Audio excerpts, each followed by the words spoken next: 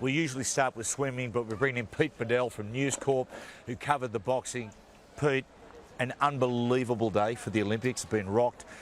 Tell us what happened and how it unfolded. Well, Matty, we always thought this would be a news story. We didn't think it would be as big as Ben Johnson. It's become bigger than Ben-Hur. And this is an international scandal for the IOC. It's embarrassing, and it concerns an Algerian boxer, Khalifa. And at 12:20, she went into the ring. By 12:22, we had an international disaster.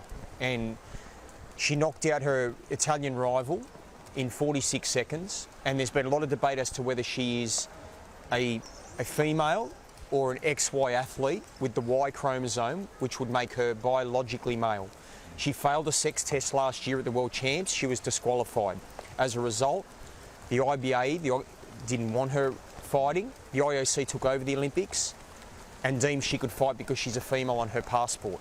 We now have this firestorm as a result of this, and it was just bedlam today at North Paris Arena, and now this will rage for days. Pete, I believe the Italian woman was asked, friends said, do not get in the ring, do not do it. She went through and really quit, threw the gloves off and just got out of the ring. Yeah, so, Matty, I spoke to the Italian coach afterwards, and he said that she had family and friends saying, do not fight this girl, Iman Khalifa from Algeria. She's too dangerous. She could hurt you. She could kill someone in the ring.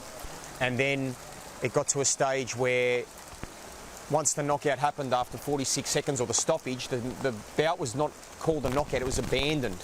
She threw her headgear off and then stormed off. Pete, it was disturbing to watch. It wasn't just, to give the context, didn't just beat the Italian girl threw the gloves off and walked out.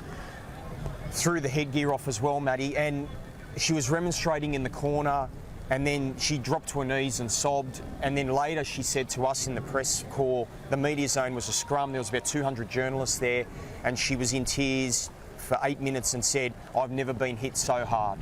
And that was quite disturbing to hear that, and that just triggered a lot of intense scrutiny about the fight, whether Khalif should have been in the ring in the first place, and now what the IOC does, because to me they've got blood on their hands because there was blood coming from her nose and it was a disgrace. In my eyes, the IOC has to put their hand up and address this very swiftly.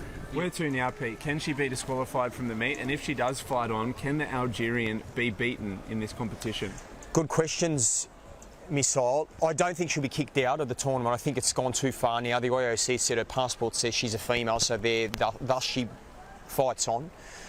Can she be beaten? Look, I believe she can. Her record is 35-9, so she's not unbeatable. She's not Floyd Mayweather. She's not a 50-0 fighter. She's had 9 losses, and of those 44 fights, 4 have been knockouts. So she hasn't been supremely dominant. So yes, she can be beaten. The Hungary girl that's fighting her, who beat the Australian today, Marissa Williamson-Pohlman, is the Aussie. The Hungarian says, bring it on. I don't care if she's a male, a female. I can beat her. I'm not scared. Let's go. Yeah. Would have been interesting if the women boycotted, Pete. 66 kilo division, what they would have done, the IOC. Well, Matty, the IOC in this should be ashamed. I think they've been derelict in their duty. I think it's a disgrace, and it's as simple as this, guys. You have for the listener and the viewer. If you're a woman, you have the XX chromosome. If you're a man, you have the XY chromosome.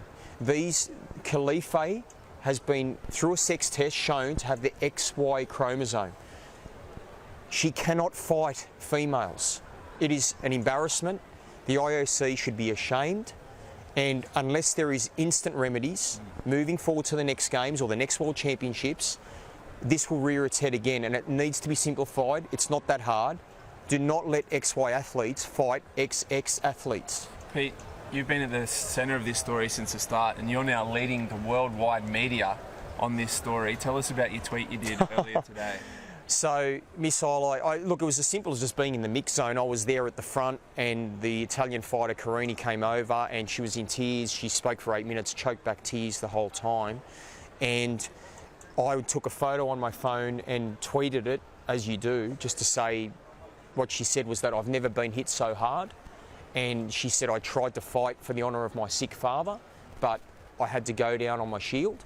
And I took a photo at that moment and posted what she'd said. And it just has caught on like wildfire now. I mean, it started off with 900,000 views. It's now got to 30 million. So it's forget Trump, forget Beyonce. It's you. Yeah, but I tell you what's a massive issue. It's a big issue in world sport, but it's a massive issue in contact sport.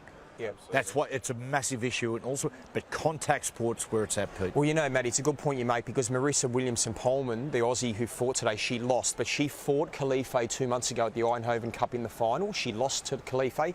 She said, as a fighter, it's one thing for a track and field athlete to be an XY athlete, because you're running in a straight line or going over a hurdle. You're not making contact with anyone. When you're talking combat sports, you're being hit by a man, and studies show that men hit 2.6 times harder than women. Yeah. For that reason, you cannot have XY athletes fighting against XX athletes, which are women.